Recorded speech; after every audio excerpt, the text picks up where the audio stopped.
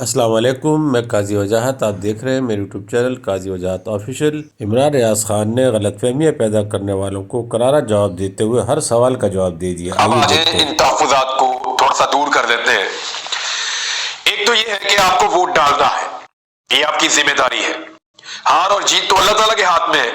आप निकले और अपने पसंदीदा उम्मीदवार को वोट डालें। आपका दिल करता है नून लीग को, पीपल्स पार्टी को, पीटीआई को, जमात इस्लामी को, जिसको दिल करता है वोट डालें, लेकिन निकले और निकलकर वोट डालें। आपको ये नहीं सोचना चाहिए कि निजाम का एक लाडला अगर लंदन से वापस आ गया है और तय हो चुका है कि वही शायद वजीर आजम पाकिस्तान बनेगा या उसकी हुकूमत आएगी, तो आप हार के बैठ जाए। नहीं, हार और जीत अल्लाह रब्बुल इज्जत के हाथ में है। आपको अपना फर्ज अदा करना है, यानी आपको अपने हिस्से की गवाही देनी है। वोट डालने का मतलब है गवाही देनी। तो आपको जो ठीक लगता है आप निकल के अपना वोट डालें। दूसरी बात यह है कि गिनती में गलत हो जाएगा, कैसे होगा? गिनती में गलत नहीं हो सकता। वोटर जब वोट डालेंगे, वोटर को वोट डालना चाहिए। वो इसलिए डालना चाहिए कि ये उसका हक है, ये उसकी गवाही है, उसको वो गवाही आकर देनी चाहिए।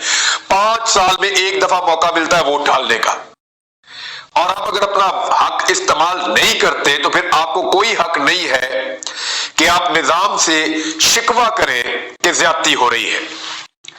यानी अगर आपने निजाम को बदलने के लिए या पाकिस्तान को ठीक करने के लिए या पाकिस्तान में सही हुकूमत बनाने के लिए अपने वोट का हक इस्तेमाल नहीं किया, तो फिर बनने वाली हुकूमत से आप कोई गिला और कोई शिकवा नहीं कर सकते।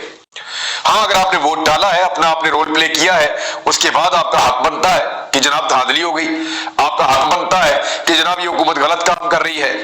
तो आपने ये गलत काम रोकने के लिए क्या किरदार अदा किया? आप तो काम आसान कर देंगे उन लोगों का जो नहीं चाहते कि आप निकलकर वोट डालें। आप निकल आए तो सारा मनसूबा उनका धरा का धरा रह जाएगा।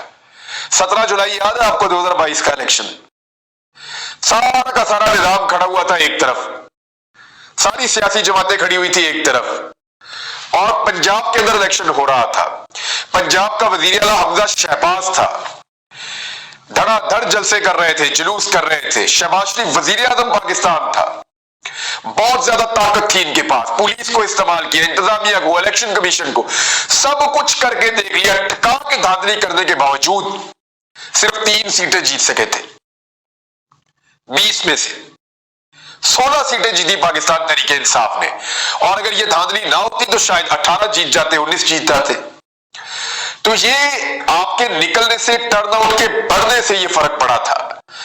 दूसरा, धांधली से नतीजा बदल दिया जाएगा, इतनी आसानी से नहीं बदलेगा। बहुत सारे लोग जो निगरान हुकूमत का हिस्सा है वो ये कहते फिर रहे हैं निजी महफिलों में कि जनाब अगर वोटर कहीं बाहर आ गया या टर्नआउट एक खास लिमिट से बढ़ गया तो पीएमएलएन और पीपल्स पार्टी को जिताना या नवाज शरीफ साहब को वजीर आजम बनाना ये ख्वाब बन जाएगा, ये बहुत मुश्किल हो जाएगा। अब ये आपके ऊपर डिपेंड करता है कि आप निकलते हैं या नहीं निकलते।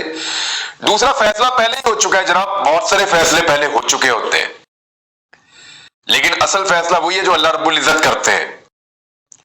यानी बेशुमार फैसले हमने पाकिस्तान में देखा, फैसला हो गया और फिर हमने देखा बदल गया। फैसला तो ये भी हो गया कि नवाज शरीफ कभी वापस नहीं आएंगे।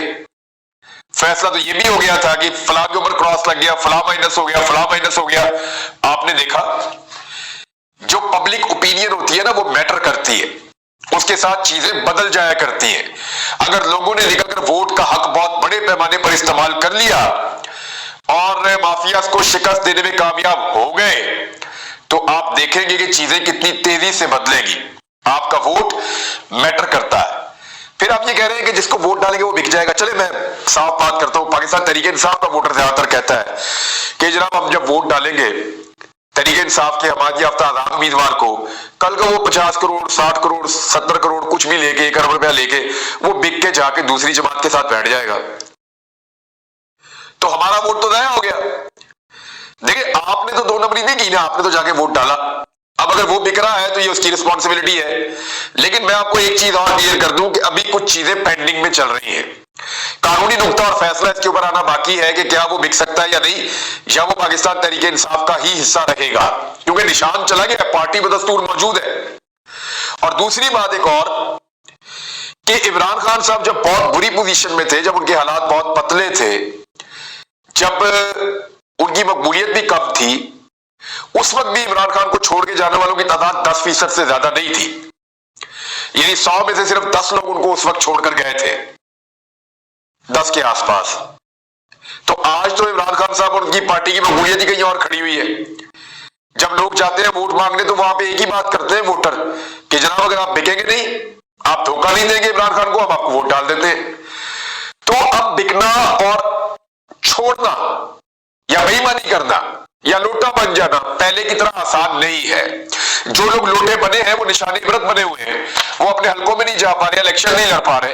तो जो बंदा लोटा बनेगा वो हमेशा के लिए अपनी सियासत को दफन कर देगा। लिहाजा इस बात की आप फिक्र ना करें कि लोग बदल जाएंगे और बिक जाएंगे। ये अगर कुछ होगा तो बहुत बड़े पैमाने पे होगा, वरना ये हो नहीं पाएगा। आपका काम है वोट डालना, निकल कर वोट डालें। जीत भी गए तो हुकूमत नहीं बनेगी। लेकिन दो चीजें हैं, या तो आप सरेंडर करें और आप ये सोचें कि जो हुकूमत बनाई जा रही है नवाज शरीफ की बरतानिया से वापस आने के बाद, चौथी मर्तबा उनको दूल्हे की तरह सजाया जा रहा है और नवाज शरीफ साहब के लिए सारा का सारा निजाम जो है वो जिस कदर घुटनों में आया हुआ वो आपके सामने है। या तो आप इसको होने दें ना, या तो आप इसको होने दें और घर से ना निकले, और अगर इसको रोकना है तो एक ही तरीका है कि निकल के आप वोट डाल दें। भाई आपकी हुकूमत बनती है या नहीं बनती, तो क्या आप नवाज शरीफ की हुकूमत बनने देंगे? बड़ा सवाल ये है। बहरहाल ये है जी वो चीजें जो वोटर के तहफ्फुजात थे। तंग किया जाएगा अगर आप बड़ी तादाद में निकल के पोलिंग स्टेशन पे जाते हैं तो किसी की क्या जरूरत है कि वो आपको तंग करे। आप पुरअमन तरीके से गए, जाकर आपने वोट डाला है, आप अपना वोट डालें। अपना वोट डालने के बाद पुरअमन तरीके से अपने वोट की हिफाजत करें, जैसे 17 जुलाई 2022 को की थी। वोट डाले, वहां रुके, पुरअमन तरीके से अपने वोट की हिफाजत करें। जब आपके वोट की गिनती हो जाए और आपको रिजल्ट मिल जाए तो फिर आप खुशी खुशी वापस आ जाए। यही है तरीका। अब इसमें एक चीज और आप देखिएगा, जितना ज्यादा टर्नआउट हो जाएगा ना उतना ज्यादा धांधली मुश्किल हो जाएगी। पिछली मरतबा जो टर्नआउट था वो लगभग 50% से ज्यादा था। इस मरतबा अगर ये 60% तक चला गया, 70% तक चला गया तो गेम हाथ से निकल जाएगी नवाज शरीफ के और उस इंतजामिया के जो नवाज शरीफ को ला रही है। निगरान हुकूमत जो इस वक्त पीडीएम को जितवाना चाहती है वो खुद मान रहे हैं कि बहुत मुश्किल है। अगर टर्नआउट ज्यादा हो गया तो फिर धांधली भी बहुत ज्यादा मुश्किल हो जाएगी। कुछ लोग अपना वोट बेच देते हैं, मैं उनके बारे में भी थोड़ी सी एक चीज कहना चाहता हूं। वोट का इस वक्त रेट चल रहा है 5 से 10 हजार रुपए, 5,000 से लेकर 10,000 रुपए तक वोट का रेट चल रहा है मार्केट पे। अब अगर आपने अपना वोट 5,000 का बेचा तो आपने बेचा 5 साल के लिए। 5 साल में होते हैं 1825 दिन। जरा 5,000 को डिवाइड करें ना 1825 के ऊपर, तो आपको ₹2.75 से कम मिलते हैं, यानी ₹2.75 आपको एक दिन के मिलते हैं। क्या आप अपना वोट बेच देंगे रोजाना के ₹2.75 में? एक घर का रोजाना का खर्चा 1,000 रुपए के आसपास पहुंच चुका है इस वक्त। तो 1,000 रुपए एक घर का रोजाना का खर्चा है और वोट कितने में बिक रहा है? ₹2.75 रोजाना में। फर्ज करें कि आपका वोट 10,000 रुपए में खरीद लिया गया, 5 में नहीं लिया गया, तो ₹5.47 यानी ₹5.5 में आपने अपना वोट बेचा 5 साल के लिए, यानी रोजाना ₹5.5 आपको मिलेंगे। भाई अगर वोट ही बेचना है तो रोजाना का 1,000 रुपया तो लें आप, रोजाना का कम से कम 1,000 रुपया तो लें। आपका वोट बेचने का आपको भी मजा आए, लाखों रुपए आपके अकाउंट में आए, आपको मिले, फिर तो आप अपना वोट बेच दें। लेकिन एक वोट जब आप 5 से 10,000 रुपए में बेचते हैं तो आपको रोजाना के 5 रुपए मिलते हैं या 2.5 रुपए मिलते हैं, ₹3.25 या ₹5.5 आपको रोजाना के मिलते हैं। तो क्या इतना सस्ता आप अपना वोट बेच देंगे? और ये वोट बेचने के बाद आप जब फंसेंगे, जब किसी मुसीबत में आएंगे, जब आपके साथ ज्यादती होगी, जब आपके साथ जुल्म होगा, जब आपके इलाके का कोई काम नहीं होगा, तो आप जाकर अपने MP या MNA से आंखें नहीं मिला सकेंगे। वो आपके मुंह पर कहेगा उसका नुमाइंदा कि साहब आपको नहीं मिल सकते, आपने भाई पैसे लेकर वोट दिया हुआ है, मुफ्त में नहीं वोट दिया हुआ आपने। लिहाजा अपना ज़मीर और अपना वोट बिल्कुल मत बेचे। अपने ज़मीर की आवाज के ऊपर निकलकर आप वोट डालें और वोट जरूर डालें।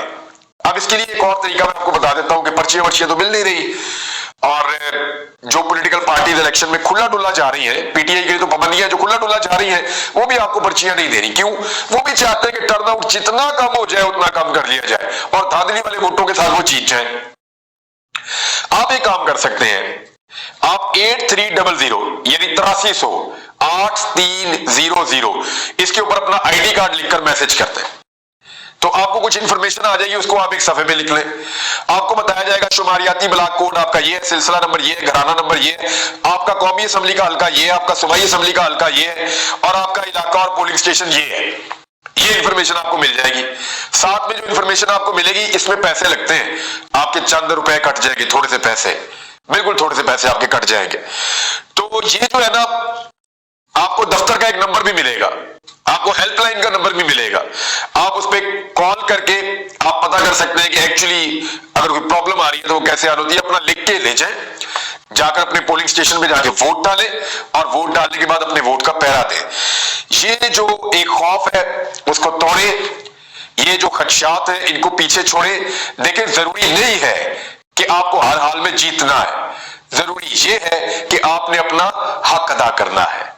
देखिए, पाकिस्तान तहरीक इंसाफ के वोटर के लिए देख लेना, अब आप किसी भी जमात के वोटर हो सकते हैं, लेकिन तहरीक इंसाफ के वोटर के लिए तो आप बड़ा क्लियरली देख लें कि एक आदमी जेल में बैठा हुआ, उसको एक ही उम्मीद है बस, वो ये कह रहा है कि उसका वोटर निकलेगा 8 तारीख को और निकलकर वोट डालेगा और सूरत बदल जाएगी। उसको रोजाना एक सजा हो रही है पिछले चंद दिनों से। अब तक उसकी सजाएं आप इकट्ठी करें तो 31 साल की उसको सजाएं हो गई है। हर सजा के बाद वो मुस्कुराता है और मुस्कुरा के कहता है कि 8 फरवरी, वो एक ही बात करता है कि 8 फरवरी को वोट पड़ जाएगा और सूरत बदल जाएगी। वो आदमी इतने एतमाद के साथ, इतना पुरएतमाद होकर अपनी कौम के लिए बैठा हुआ है कि मेरे लोग मुझे मायूस नहीं करेंगे। देखते हैं लोग निकल के क्या करते हैं। क्या पाकिस्तान तहरीक इंसाफ के लोग निकलकर वोट डालते हैं या नहीं डालते? लोगों को निकलकर वोट डालना चाहिए। जो मुझे दिखाई दे रहा है, लोग बहुत बड़े पैमाने पर निकलेंगे और इंतजामिया वो नहीं कर पाएगी जो वो करना चाह रही है। अब तक के लिए इतना ही। अपना ख्याल रखिएगा, अपने चैनल का भी। अल्लाह।